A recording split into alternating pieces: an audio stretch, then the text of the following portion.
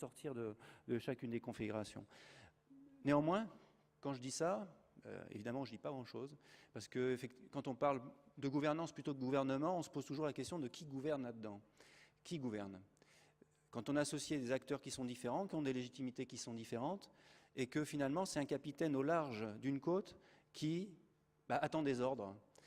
Alors, sur ces espaces-là, on est encore confronté à la responsabilité. Qui a la responsabilité du dispositif? Alors j'invite, en reprenant la question que vous posiez tout à l'heure, Madame Chabot, je vous invite à réagir, si vous le souhaitez, sur cette table ronde.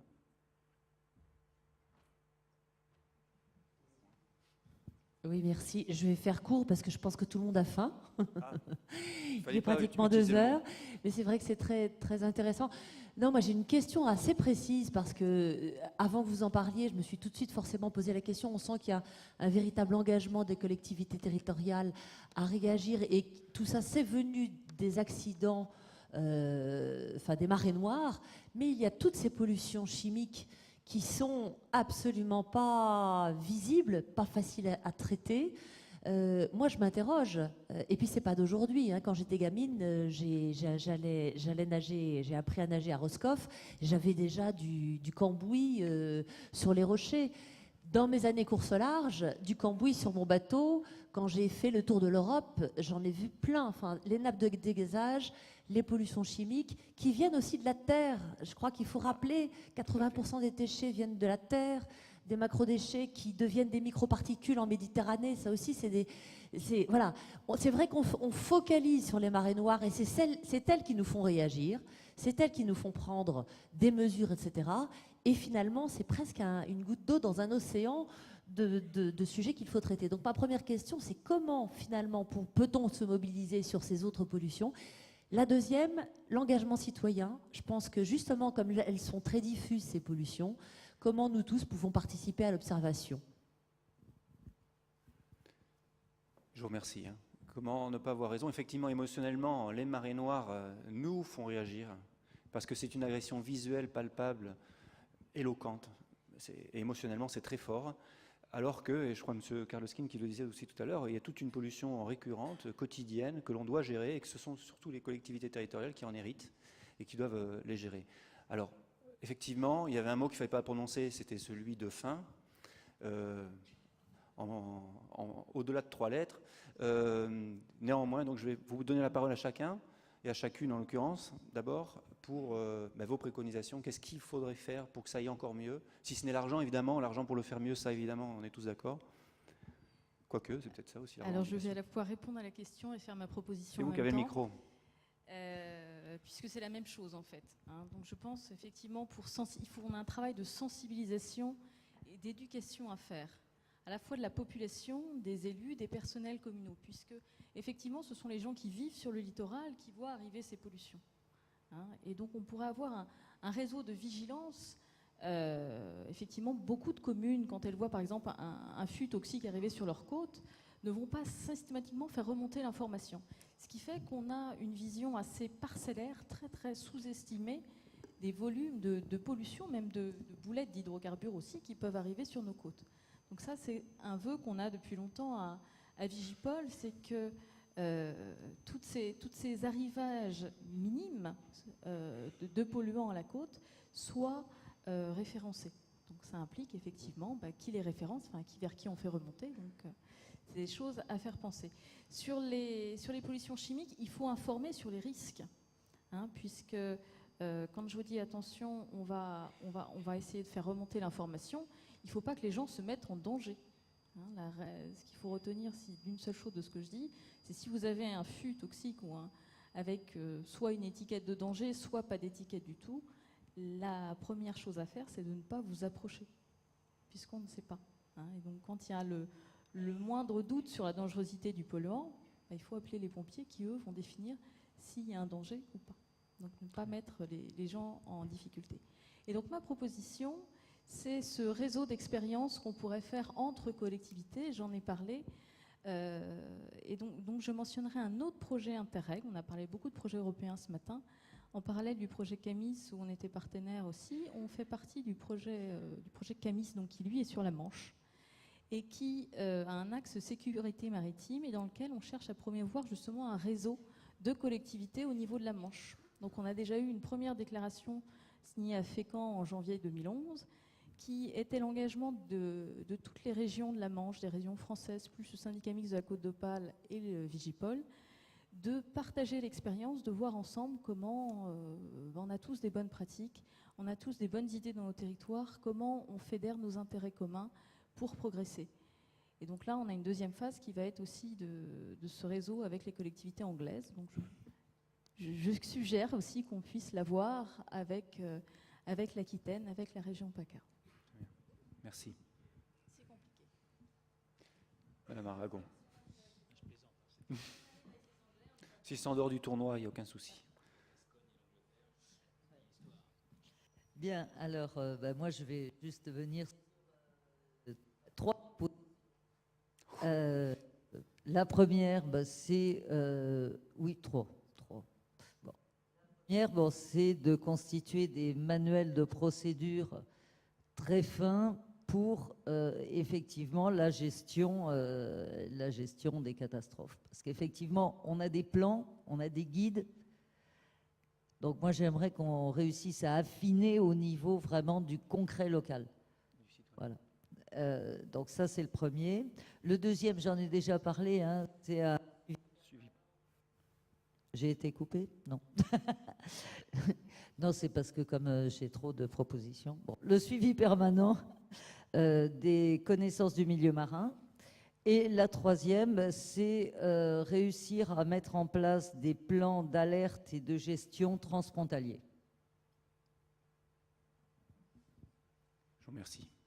Pour le premier, c'est déjà fait, puisque les guides, on les a. Oui, mais on rentre là, en Aquitaine, on rentre dans le dur, puisque on est en train de travailler pour intégrer tout ce volet dans les PCS. Donc voilà, c'est bien, c'est en bonne voie, quoi. Moi, ma proposition, elle est peut-être un peu plus généraliste. Alors, je ne sais pas si ça va le faire ou si ça ne va pas le faire. C'est pas grave, on va quand même tenter le coup. Pour aller à l'essentiel, ce serait de faire en sorte de diffuser une culture du risque chez les habitants du littoral. Et quand je dis une culture du risque, au sens large du terme,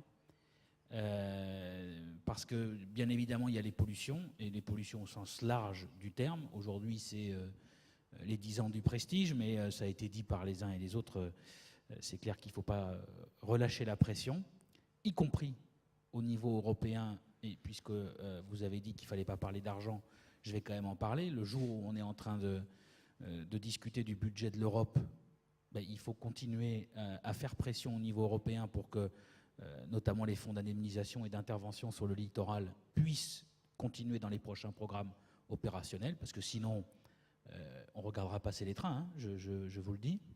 Et donc cette culture du risque, c'est sur les pollutions, mais c'est aussi sur tout ce qui nous préoccupe, sur l'aménagement du littoral notamment.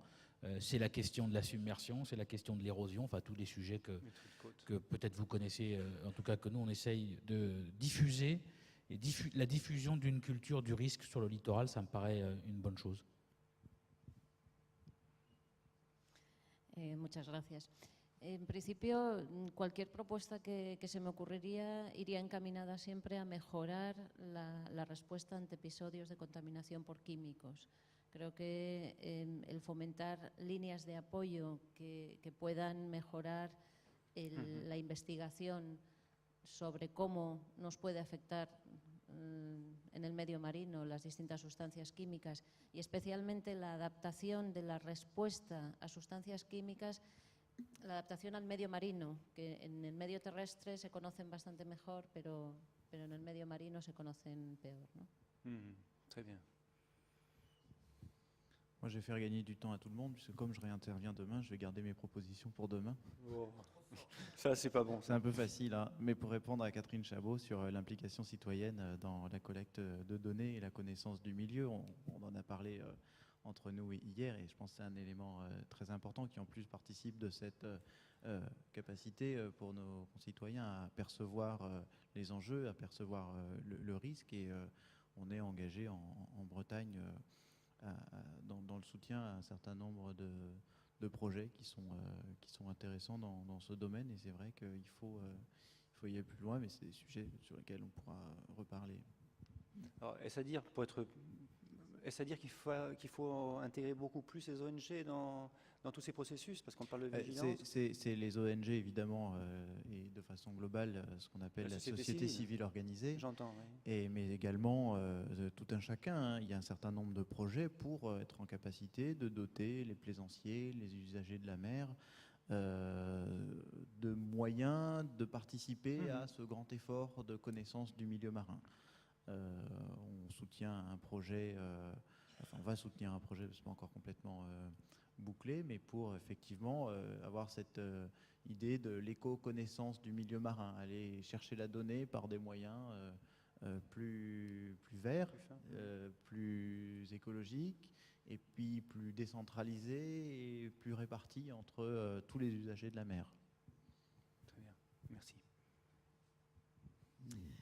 Mais moi, je voudrais d'abord vous remercier d'avoir initié cette conférence parce que, je l'ai dit tout à l'heure, ce qui est très important pour notre région, c'est tout le travail qu'on peut faire en coopération avec les autres régions du pourtour méditerranéen, les autres régions européennes, puisque pour le moment, c'est un peu plus facile de travailler avec les régions européennes.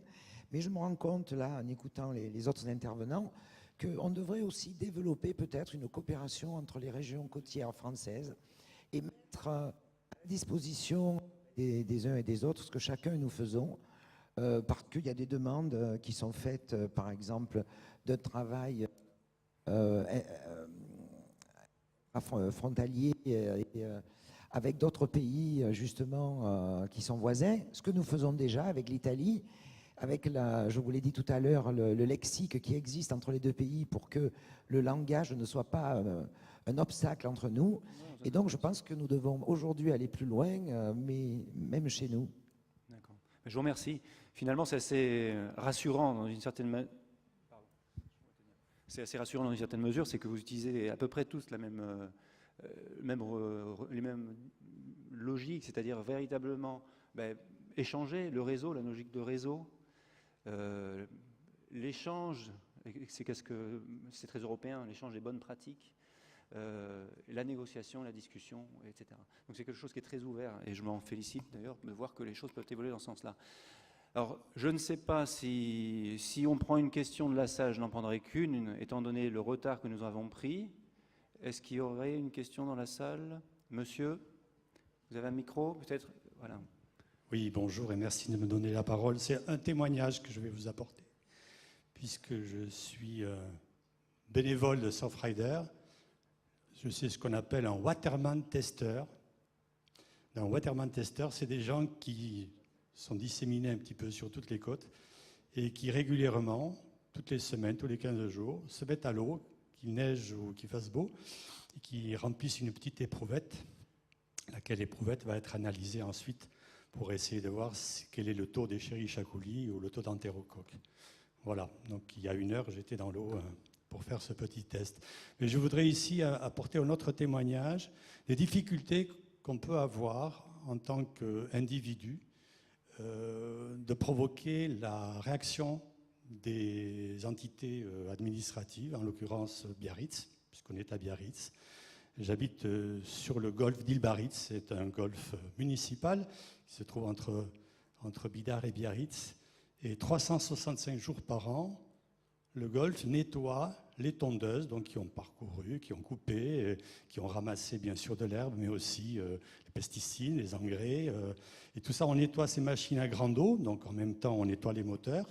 Et cette eau-là va directement dans le ruisseau se retrouver sur la plage, sans aucun filtre, sans rien du tout. Alors ça fait 15 ans que je me bagarre sur ça, et 15 ans qu'on me répond « Oh, mais ce sera l'année prochaine, on fera ça, c'est pas dans le budget, etc. » C'est juste faire une aire cimentée avec un filtre, hein. Ça coûte 1 000, 2 000 euros, quoi. C'est rien du tout. Eh bien, on n'arrive pas à obtenir satisfaction dans ce sens. Très bien, je vous remercie de votre témoignage. Je vous remercie à tous, à l'Assemblée, la présente. Également, on n'a pas le temps, je pense, de relayer les questions qui peuvent apparaître sur Internet. Donc je dis au revoir. On se retrouve à 15h pour la reprise. Pour les autres, non, mais il y en a. Bon, moi je dis 15h parce qu'il faut tenir les horaires, sinon on va finir à des heures incongrues. Et les intervenants, on se retrouve au restaurant. Merci. Les hôtesses conduiront le reste des invités. Merci.